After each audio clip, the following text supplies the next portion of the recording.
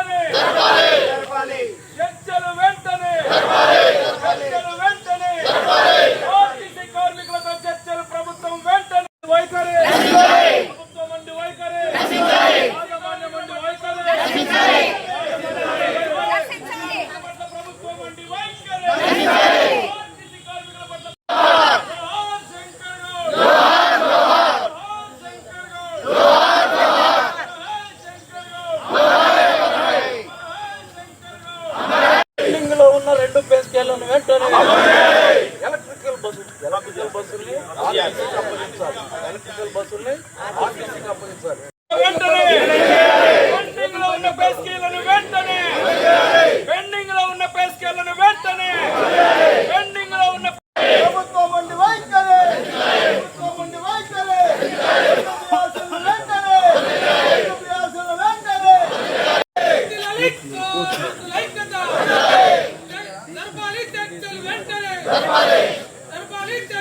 మేమందరం చాలా గర్వంగా ఫీల్ అవుతాం.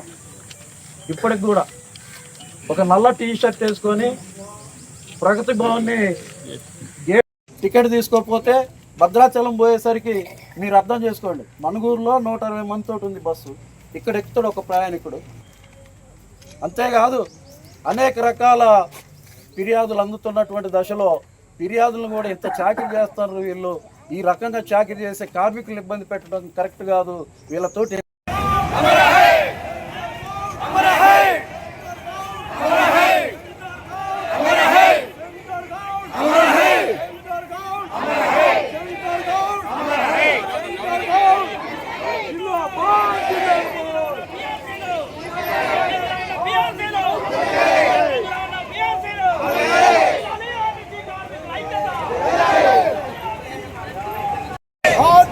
ప్రభుత్వంలో వెంటనే ఆర్టీసీ కార్మికులపై ప్రభుత్వం ఉండి వైఖరి, ఆర్టీసీ కార్మికులపై ప్రభుత్వం ఉండి వైఖరి.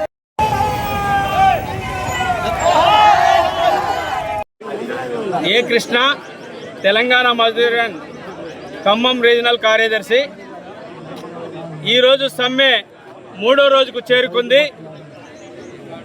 ఈ సమ్మె ఆర్టీసీ కార్మికులు ఆర్టీసీ సంస్థను కాపాడుకోవడం కోసం, ప్రజల కోసం చేస్తున్నారన్న విషయాన్ని ఈ రోజుకు ప్రజలు గమనించారు. అందులో భాగంగానే ఇవాళ ప్రజా మద్దతు రోజు రోజుకు పెరుగుతుంది. వాస్తవంగా గతంలో ఇప్పుడున్నటువంటి ముఖ్యమంత్రి గారు ప్రతిపక్షంలో ఉన్నప్పుడు మేము 55 రోజుల సమ్మె చేసినప్పుడు ఆ సమ్మెలో ఆర్టీసీని ప్రభుత్వంలో విలీనం చేయాలని ప్రధాన డిమాండ్తో మేము ఉద్యమం చేస్తున్నప్పుడు, మేము అధికారంలోకి వచ్చిన తర్వాత వెంటనే ఆర్టీసీని ప్రభుత్వంలో విలీనం చేస్తామని, ఆర్టీసీలో పెండింగ్ లో ఉన్న పే స్కేళ్లను వెంటనే అమలు చేస్తామని, ప్రజాస్వామ్య పద్ధతిలో మా పాలన ఉంటుంది, ఆర్టీసీ కార్మిక సంఘాల ఎన్నికలు నిర్వహిస్తామని హామీ ఇచ్చారు. ఆ హామీని నెరవేర్చకుండా గత 2.5 సంవత్సరాల నుంచి కార్మికులను తీవ్ర ఇబ్బందులకు గురి చేస్తున్నారు. యాజమాన్యం రోజు రోజుకు పని భారం పెంచుతుంది. 2019 నుంచి ఈనాటి వరకు కార్మికుడు రోజు రోజుకు దినదిన గండం 100 ఆయుస్సులా ఉద్యోగం చేస్తున్న పరిస్థితి ఉంది. కానీ కనీసం స్వేచ్ఛా స్వాతంత్ర్యాలు లేవు. కనీసం ఆర్టీసీ కార్మికుడు, ఎంతో మంది డ్రైవర్లు పని ఒత్తిడితో, పని భారంతో స్టీరింగ్ మీద చనిపోయినటువంటి పరిస్థితి ఉంది. ఇకనైనా 2.5 సంవత్సరాలు గడిచినప్పటికీ ఇప్పుడున్నటువంటి ప్రభుత్వం స్పందించకపోవడం వల్ల తప్పనిసరి పరిస్థితిలో ఇవాళ సమ్మెకు ఈ పరిస్థితులు దారితీశాయి. తక్షణమే చర్చలు జరపాలని ఇప్పటికే 3 కార్మికులు ఆత్మహత్యం చేసుకున్నారు. అయినప్పటికీ స్పందించలేదు. గతంలో మీరేమన్నారు? శ్రీనివాసరెడ్డి గారు ఆత్మహత్య చేసుకున్న రోజు ఇదే మొదటి ఆత్మహత్య, ఇదే చివరి ఆత్మహత్య అవ్వాలని చెప్పేసి మీరు చాలాసేపు మీడియాలో మాట్లాడున్నారు. కానీ ఇవాళ ముగ్గురు ఆత్మహత్య చేసుకున్నప్పటికీ ఇప్పటికీ స్పందించలేదు. ఈ రోజు నిన్న రాత్రే చర్చలు జరపాల్సినటువంటి ప్రభుత్వం కావాలని తస్సారం చేస్తుంది, కావాలని కాలం గడుపుతుంది. కాబట్టి తక్షణమే చర్చలు జరపాలని ఈ సందర్భంగా డిమాండ్ చేస్తున్నాం. ఈరోజు తెలంగాణ ఆర్టీసీలో 3వ రోజు సమ్మె జరుగుతుంది. ఈ సమ్మెలో ముఖ్యంగా మా కార్మికుడు శంకర్ గౌడ్ గారు ఆత్మత్యాగం చేశారు, బలిదానం చేశారు. గతంలో బీఆర్ఎస్ ప్రభుత్వంలో మా శ్రీనివాసరెడ్డి గారు చేశారు. కరెక్ట్గా అదే వైఖరితోటి మళ్ళీ ఈరోజు కూడా ఈ కాంగ్రెస్ గవర్నమెంట్లో అదే జరిగింది. ప్రజాపాలన అని చెప్పుకుంటూ ప్రజల సావులు చూస్తున్నారు. కార్మికుల చావులకి గవర్నమెంట్ కారణం అవుతుంది. మమ్మల్ని కావాలనే సమ్మెలోకి నెట్టి ఇలాంటి ఘోరాలు చేస్తుంది. కాబట్టి మా న్యాయమైన డిమాండ్లని తక్షణమే పరిష్కరించి మాకు ఏదైతే జరుగుతున్నాయో నష్టాలని అరికట్టి, అలాగే ఆర్టీసీకి కూడా నష్టం జరుగుతుంది. అనుభవం లేనటువంటి డ్రైవర్ కండక్టర్ల నుంచి బస్సులు పంపిస్తుంటే నిన్న మా పాప కొత్తగూడెం నుంచి ప్రయాణం చేసింది.